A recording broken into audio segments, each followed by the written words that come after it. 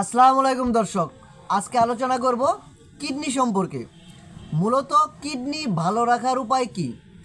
আমরা খুব সহজে 10টি নিয়ম যদি অবলম্বন করতে পারি তাহলে আমরা কিডনি ভালো রাখতে পারবো। অর্থাৎ কিডনি ভালো রাখার 10টি উপায়।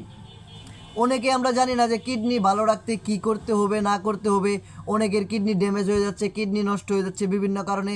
এছাড়াও দেখা যাচ্ছে যে অনেকের কিডনি নষ্ট হয়েছে কিন্তু আমরা জানি না বা বুঝি না, সেই জন্য আমাদের নানান রকম রোগভেদের শিকার হচ্ছি। তো সেই জন্যই মূলত আজকের ভিডিওটি। আর ভিডিওটি আপনারা না টেনে সম্পূর্ণ দেখবেন, তাহলে অনেক কিছু শিখতে পারবেন। আমার ভিডিওগুলো মূলত আপনাদের শিক্ষার উদ্দেশ্যে তৈরি করা, কারণ আপনারা জানতে পারলেন যে কিডনি ভালো রাখার উপায় কি, কোন 10টা জিনিস অবলম্বন করে আপনাদের কিডনিগুলা সুস্থ রাখতে পারবেন। আর কিডনি সুস্থ থাকলে আপনি সুস্থ থাকবেন। তো চলুন জানা যাক এখন কিডনি ভালো রাখার 10টি উপায়। প্রথম কথা হচ্ছে পর্যাপ্ত পরিমাণ পানি খেতে হবে। কম করে হলো 8 থেকে 10 গ্লাস পানি প্রতিদিন নিয়মিত খেতে হবে। এছাড়াও আমাদের গরম দিনে শরীর থেকে যে পরিমাণ ঘাম ঝরে, এই ঘামে আমাদের অতিরিক্ত কী হয়, লবণ বের হয়ে আসে। সেই জন্য আমাদের স্যালাইনের পানি খেতে হবে। এছাড়াও স্যালাইনের পানি ছাড়াও আমাদের আউট পানি খেতে হবে, যাতে ওই ঘাটতিটা পূরণ হওয়ার জন্য। অনেকে আমরা কি করি, প্রস্রাব করি, প্রস্রাব করার পরে আর পানি খাই না, এমনটা কিন্তু করা ঠিক নয়। কারণ প্রস্রাব করার পরে কিন্তু আপনার শরীর থেকে পানিটা বেরিয়ে গেল, তাই প্রস্রাব করার সাথে সাথে অবশ্যই পানি পান করবেন। এবার আসা যাক যে লবণ যত কম খাবেন তত ভালো শরীরের জন্য। তাই কিডনিকে সুস্থ রাখতে, উচ্চ রক্তচাপ নিয়ন্ত্রণে রাখতে লবণের পরিমাণ কমিয়ে ফেলুন। সর্বোচ্চ 1 চা চামচ লবণ চাহিদা আপনি থাকতে পারে প্রতিদিনের খাবারে, তাই লবণ খাওয়া পরিহার করতে হবে। অতিরিক্ত প্রাণীজ প্রোটিন খাওয়া থেকেও বিরত থাকতে হবে।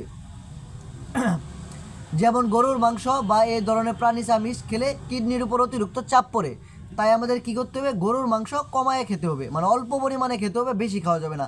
চিপস, ফাস্টফুড, প্রক্রিয়াজাত ইনস্ট্যান্ট নুডলস, এগুলো আমাদের কমায় খেতে হবে। এগুলো কম করে খেলে আমাদের কিডনি ভালো থাকবে, কিডনি সুস্থ থাকবে। তারপর আসা যাক উচ্চ রক্তচাপ নিয়ন্ত্রণে রাখা। অর্থাৎ যাদের হাই প্রেশার রয়েছে তাদের কিন্তু কিডনিতে সমস্যা হওয়ার সম্ভাবনা বেশি।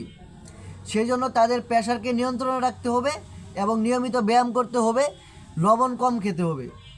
তারপর আসে ডায়াবেটিস। যাদের অতিরিক্ত ডায়াবেটিস রয়েছে তাদেরও কিন্তু কিডনিতে সমস্যা হতে পারে এবং কিডনি বিকল হয়ে যেতে পারে। সেজন্য ডায়াবেটিসকে নিয়ন্ত্রণে রাখতে হবে। সুগার জাতীয় অর্থাৎ মিষ্টি জাতীয় খাবার কম পরিমাণে খেতে হবে, সুগার নিয়ন্ত্রণে রাখার চেষ্টা করতে হবে। ওষুধ খাওয়ার ব্যাপারে সতর্ক থাকতে হবে। প্রয়োজন ছাড়া বিনা প্রয়োজনে যে কোনো ওষুধ সেবন করা থেকে বিরত থাকতে হবে। যেমন করে ব্যথানাশক ওষুধ, আপনারা যদি অতিরিক্ত পরিমাণে ব্যথানাশক ওষুধ সেবন করেন তাহলে আপনাদের কিডনি নষ্ট হয়ে যেতে পারে, সেদিকে আপনারা সতর্ক থাকবেন। ব্যথানাশক ওষুধটা কম পরিমাণে খাওয়ার চেষ্টা করবেন। প্রয়োজনে বেশি ভিটামিন সি খাওয়া যাবে না। আপনার প্রয়োজন যতটুকু অতটুকু পরিমাণ ভিটামিন সি সেবন করবেন। আপনার প্রয়োজন 500 গ্রাম, আপনি সেবন করলেন 1000 গ্রাম, 700 গ্রাম, এমনটা কিন্তু ঠিক নয়। এতে করে কিডনিতে সমস্যা হতে পারে। সেজন্য আপনারা কী করবেন, ভিটামিন সি সম্ভবত যেটুকু আপনার প্রয়োজন মানব দেহ ততটুকুই সেবন করবেন। কোমল পানীয় ত্যাগ করতে হবে। যেমন বাজারে এনার্জি ড্রিঙ্ক, যেমন বিভিন্ন রকমের কোমল পানীয় রয়েছে, জুস, ম্যাঙ্গো, স্প্রিট, টাইগার, এগুলো আপনার খাওয়া পরিহার করতে হবে। এগুলো খাওয়া পরিহার করলে আপনার কিডনিটা কী হবে, ভালো থাকবে। এছাড়াও ধূমপান ও মদ্যপান পরিহার করতে হবে, কারণ এগুলো আমাদের কিডনির কার্যকারিতা নষ্ট করে দেয়। এই জন্য আপনাকে কী করতে হবে, ধূমপান ও মদ্যপান পরিহার করতে হবে। নিয়মিত কিডনি পরীক্ষা করাতে হবে, যেমন উচ্চ রক্তচাপ, ডায়াবেটিস, অতিরিক্ত ওজন, এগুলো আপনার যদি শরীরে অতিরিক্ত ওজন থাকে তারপর আপনি কিডনিতে ইফেক্ট করতে পারে। এগুলো আপনাদের খেয়াল রাখতে হবে। যাদের কিডনি রোগের ঝুঁকি আছে তাদের অবশ্যই নিয়মিত কিডনি পরীক্ষা করানো উচিত।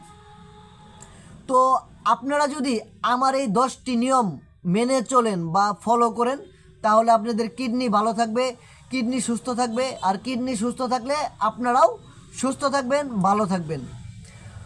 তো কিডনি ভালো রাখার যে 10টি উপায় বললাম এগুলো আপনারা অবলম্বন করবেন, মেনে চলবেন, তাহলে আপনারা অনেকটাই সুস্থ স্বাভাবিক থাকতে পারবেন। কারণ যার কিডনি ভালো নেই তার শরীরে নানান রকম রোগব্যাধ বাসা বাঁধতে পারে। তো আশা করি ভিডিওটি যদি আপনাদের অনেক উপকারে আসে তাহলে অবশ্যই লাইক, কমেন্ট, শেয়ার করবেন এবং সকলকে জানার এবং দেখার সুযোগ করে দিবেন। আর আমার ইউটিউব চ্যানেলটি যারা এখনও সাবস্ক্রাইব করেননি তারা এখনই আমার ইউটিউব চ্যানেলটি সাবস্ক্রাইব করে বেল আইকন বাটনটি বাজিয়ে দিন, তাহলে আমি নতুন নতুন ভিডিও ছাড়ার সাথে সাথে আপনাদের কাছে নোটিফিকেশন চলে যাবে। আর কারো যদি কোনো চিকিৎসা বিষয়ে জানার প্রয়োজন থাকে আমাকে অবশ্যই কমেন্টে বা ইনবক্সে জানাবেন, আমি সেই বিষয়ে ভিডিও দেওয়ার চেষ্টা করব। আর অবশ্যই আপনারা টিপসগুলো ফলো করবেন, তাহলে আপনাদের মানবদেহ সুস্থ থাকবে ওষুধ ছাড়াই। ধন্যবাদ।